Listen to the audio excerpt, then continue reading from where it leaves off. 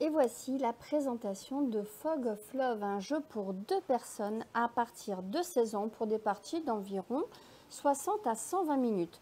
Dans Fog of Love, vous allez incarner un couple d'amoureux qui se rencontrent, donc peu importe comment vous constituez le couple, ça n'aura pas beaucoup d'importance dans le jeu.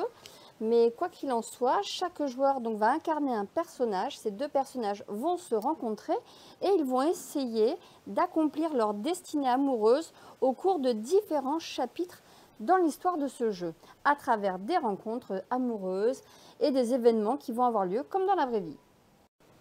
Alors, pour la mise en place, on va avoir un plateau entre les joueurs. Chaque joueur va recevoir donc un porte-carte. Sur ce porte-carte, il va avoir des traits de caractère. Sur ces traits de caractère, il va y avoir des objectifs de traits individuels ou encore des objectifs de traits communs. Donc, ce sont des objectifs que le joueur va essayer de réaliser pour lui et pour son partenaire en fonction de l'issue amoureuse qu'il souhaite avoir, en fonction des objectifs qu'il aura choisis. Ces différents traits de caractère sont présentés sur le plateau à cet endroit-là. Donc, comme vous pouvez le voir, ce joueur, en fait, il va essayer d'avoir 3 jetons à ce niveau de la partie. Mais c'est 3 jetons en plus que ce qu'il aurait pu placer à cet endroit. Donc, à chaque fois, on va avoir tout un calcul de différence à faire entre le nombre de jetons déjà posés et le nombre de jetons qu'il doit atteindre. Ensuite, donc là, le joueur va avoir plusieurs objectifs. On va avoir pareil chez l'adversaire sur ces différents traits de caractère. Ensuite, ce qui est rigolo, c'est qu'au début de la partie, l'adversaire va choisir des cartes. Donc pour son partenaire, ce sont des caractéristiques. Et quand on va s'inventer notre personnage, on va devoir aussi expliquer à l'autre joueur ce qui nous a plu chez lui. Donc peut-être ses chaussettes bizarres, ses jambes nerveuses, ses aisselles velues, pourquoi pas. Chaque joueur va avoir une profession et lorsqu'on va se présenter, on va aussi se raconter qui on est, pourquoi on est comme ça, par rapport aussi à nos traits de caractère qui doivent rester secrets. Donc les joueurs vont avoir en main également au début de la partie 4 cartes destin. Donc ce sont les différents types d'amour qu'on va essayer d'obtenir en fin de partie pour avoir sa destinée. Donc on a les équipes amoureuses, les amours inconditionnels, on a des cartes partenaires égaux et les dominants. Et idéalement, on essaie de rester en couple, sauf si des cartes viennent nous dire le contraire en fonction du scénario, puisqu'à la fin de la partie, il se peut que la destinée du joueur soit d'être séparé et donc d'être célibataire. Donc dans ce jeu, comme je le disais, on va choisir des scénarios et en fait, chaque scénario va avoir un certain nombre de chapitres. Donc dans un premier temps, on va choisir le chapitre 1, on va avoir des éléments sur ce qui va se passer pendant ce chapitre. Et comme vous pouvez le voir ici, on va avoir donc un chapitre qui va durer 6 cartes scènes.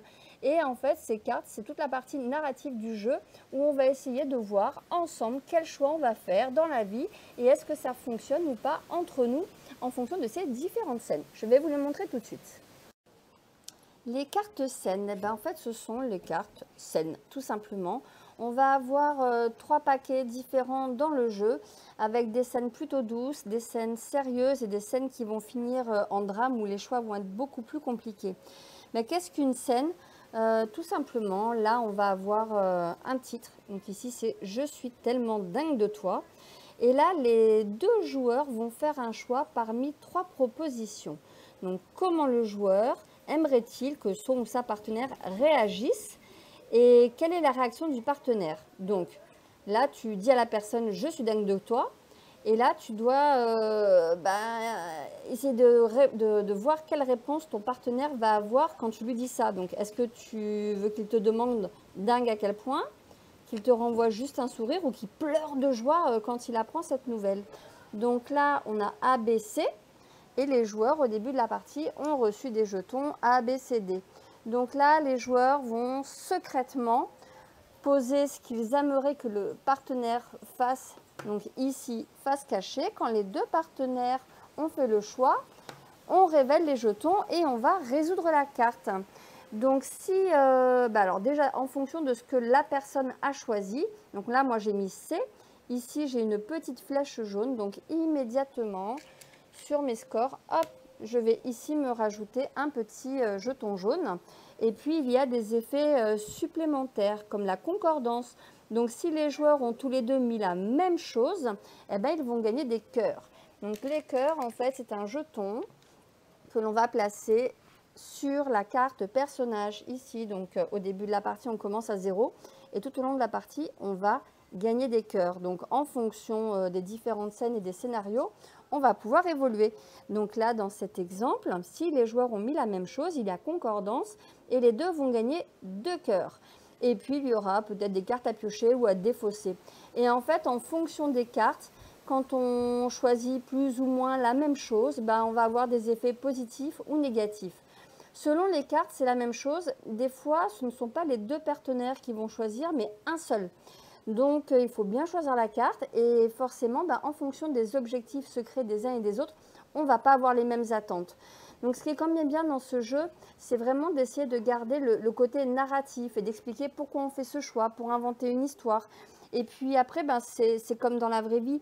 La dernière fois que j'ai joué avec Xavier, il y avait une carte qui disait, les flics arrivent chez toi, si on te demande quoi que ce soit, tu dis qu'on était ensemble. Moi, pour le plaisir de l'histoire, j'ai répondu quelque chose qui ne correspondait pas du tout à mes objectifs parce que le côté romanesque, je t'aime et tout, je ferai tout pour toi, ça m'allait bien et ça m'a amusé dans le jeu, même si effectivement, ça n'allait pas du tout avec mes objectifs cachés.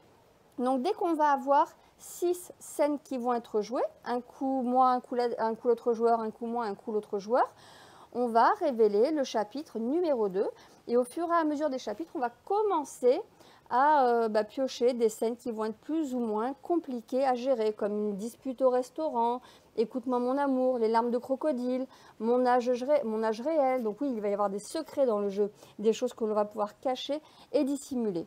Donc Fog of Love, c'est vraiment un jeu narratif où on va raconter des histoires, une histoire d'amour en fait entre deux personnages qui ont des caractéristiques. C'est une rencontre amoureuse et où on va essayer tant bien que mal de réaliser des objectifs personnels, des objectifs collectifs et surtout accomplir sa destinée amoureuse. Voilà.